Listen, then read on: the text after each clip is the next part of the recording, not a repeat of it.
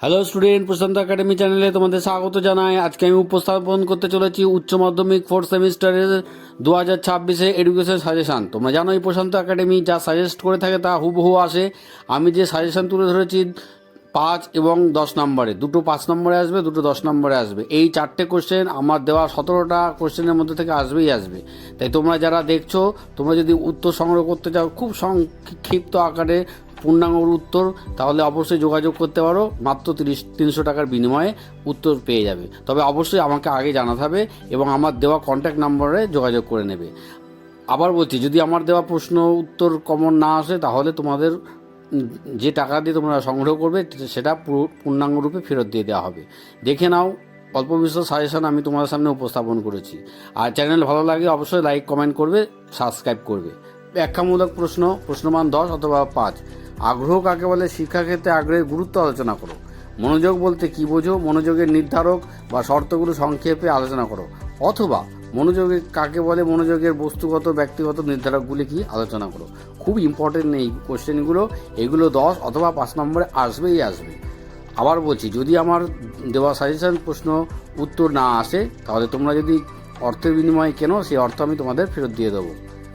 পেশনা কাকে বলে? শিক্ষার্থীর পেশনা সৃষ্টিতে শিক্ষকের ভূমিকা সম্পর্কে লেখো। অথবা পেশনা কাকে বলে? পেশনা চক্রের বর্ণনা দাও, পেশনার শিক্ষাগত গুরুত্ব লেখো। পরিণমনের সংজ্ঞা দাও, পরিণমনের বৈশিষ্ট্য লেখো, শিখন ও পরিণমনের পার্থক্য লেখো। পরিণমন কাকে বলে? শিক্ষাক্ষেত্রে পরিণমনের ভূমিকা আলোচনা করো। শিখনের ক্ষেত্রে সংজ্ঞা দাও, শিখনের বৈশিষ্ট্য গুরুত্ব আলোচনা করো। জানোই আমার যে সাজেশান তোমরা বিগত বছরে দেখে নেবে, বিভিন্ন ক্লাসের গ্র্যাজুয়েশনের অ্যানালাইসিস ভিডিওগুলো দেখে নেবে, যা 100% কমন এসছে। থর্নডাইকের শিক্ষণ সংক্রান্ত সূত্রগুলি লেখো, অথবা থর্নডাইকের শিক্ষণমূলক সূত্রগুলি লেখো। শিক্ষাক্ষেত্রে যে কোনো দুটি সূত্রের গুরুত্ব উল্লেখ করো। থর্নডাইকের শিক্ষা সংক্রান্ত সূত্রগুলি লেখো। প্রচেষ্টা ভুল তত্ত্বের শিক্ষাগত তাৎপর্য লেখো। অনুবর্তন কাকে বলে? প্রাচীন অনুবর্তন ও সক্রিয় অনুবর্তনের পার্থক্য লেখো। অন্তর্দৃষ্টিমূলক শিখন কাকে বলে? অন্তর্দৃষ্টিমূলক শিখন সম্পর্কিত কোলার ও শিল্পাঞ্জির পরীক্ষাটি বর্ণনা দাও। আমি যে কোশ্চেন উপস্থাপন করছি তা না আসলে তোমাদেরকে আমি পয়সা ফেরত দিয়ে দেবো।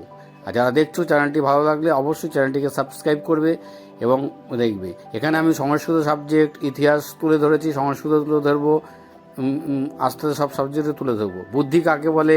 বুদ্ধি সংক্রান্ত স্পিয়ারম্যানের উপাদান তত্ত্ব, থাস্টনের দলগত উপাদান তত্ত্ব আলোচনা করো।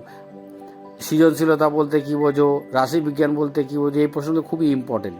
আমি যে উত্তরগুলো তুলে ধরবো, তোমাদের অনেক সাজেশন বই অনেক টিচাররা দিয়েছে, তা থেকে অতি সংক্ষিপ্ত হবে এবং একদম সঠিক উত্তর হবে। পরিসংখ্যান কাকে বলে? পরিসংখ্যানের বিভাজন বলতে কী বোঝো? লেখচিত্র কাকে বলে? লেখচিত্র মাধ্যমে উপস্থাপনের সুবিধা অসুবিধা।